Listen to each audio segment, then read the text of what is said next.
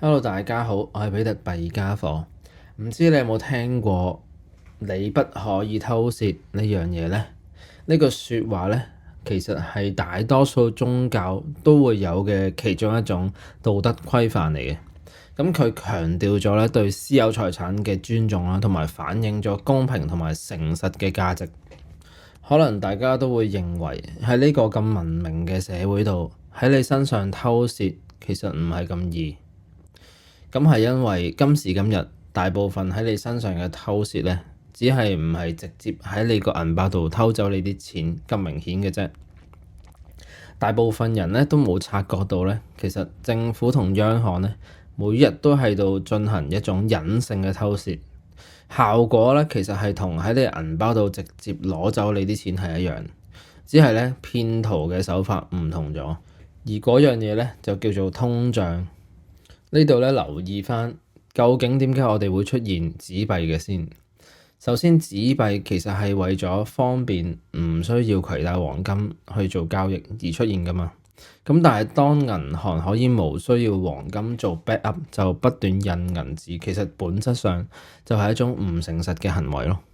個結果就係市場上面嘅呢啲紙幣，佢哋嘅購買力不斷會下降。咁我哋辛辛苦苦儲翻嚟嘅積蓄咧，就會隨着貨幣嘅供應增加咧，就變得越嚟越冇價值。咁呢個過程咧，其實係一種合法嘅財富掠奪，令到我哋嘅財富靜悄悄咁樣轉移到政府同埋啲大財團嘅手上。咁所以政府同埋啲經濟學家咧就會同你講，少少通脹其實係好嘅。其實真正講緊嘅咧就係少少嘅偷竊係好嘅，但係咧大家唔使擔心，我哋而家咧有比特幣嘅出現，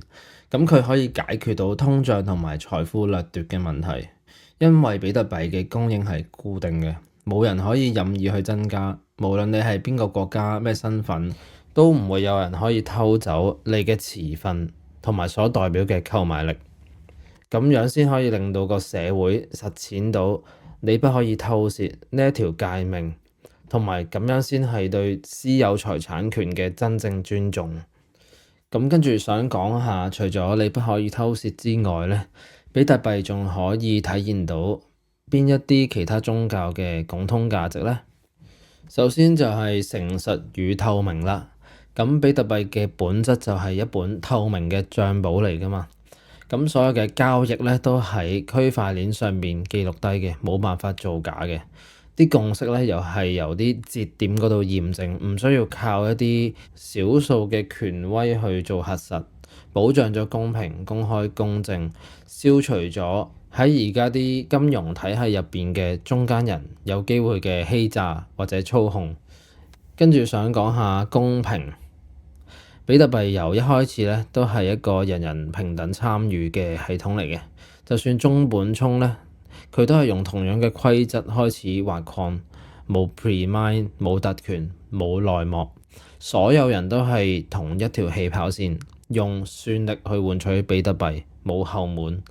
無論你係喺非洲又好、香港又好、俄羅斯又好，咩背景都好，都係一樣平等參與。呢一個設計體現咗宗教所追求嘅公平。跟住想講自由與選擇，咁大部分宗教咧都尊重人類嘅自由意志嘅。咁而喺比特幣嘅世界咧，咁你掌管自己嘅 private key 咧，就即係掌管好自己嘅財富，唔需要靠銀行，唔需要怕被凍結。每個人都可以自己自由咁樣選擇去使用、保管同埋成全自己嘅財富。跟住想講就係簡樸與自律。咁有啲宗教咧會禁止人哋收取利息嘅，或者講求簡樸嘅。咁比特幣呢樣嘢咧，佢就移除咗一啲金融嘅中介，個交易咧可以點對點進行，唔需要咁多嘅手續費。設計簡單直接，咁隨着人類嘅生產力提升咧，固定供應嘅比特幣咧反而咧越嚟越變得更加有價值，唔需要成日去諗點樣去投資、點樣去錢生錢、點樣去增加被動收入等等，令到我哋嘅生活可以變得更加簡樸。最後想講嘅就係保護弱者，咁好多宗教都會強調咧要照顧貧困同埋弱勢嘅人，最起碼咧都會反對對弱者嘅剝削。咁比特幣咧就可以令到一啲冇銀行戶口啊，即係嗰啲被拒於傳統金融系統以外嘅人咧，都可以用一部上到網嘅手機咧，參與全球嘅經濟活動，平等無國界。而最重要嗰樣嘢咧，就係你嘅財富咧唔會被稀釋，因為冇人可以憑空咁樣印 Bitcoin 出嚟。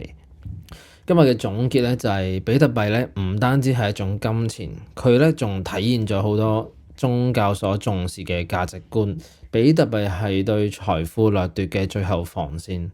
避免我哋被隱性嘅偷竊，亦都守護住每個人嘅自主使用自己財富嘅權利。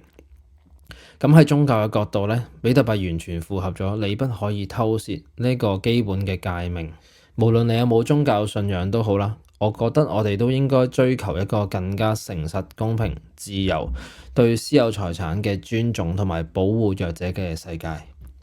咁今日分享係咁多，希望大家可以幫手 subscribe 個 channel，歡迎留言理性討論，下次見，拜拜。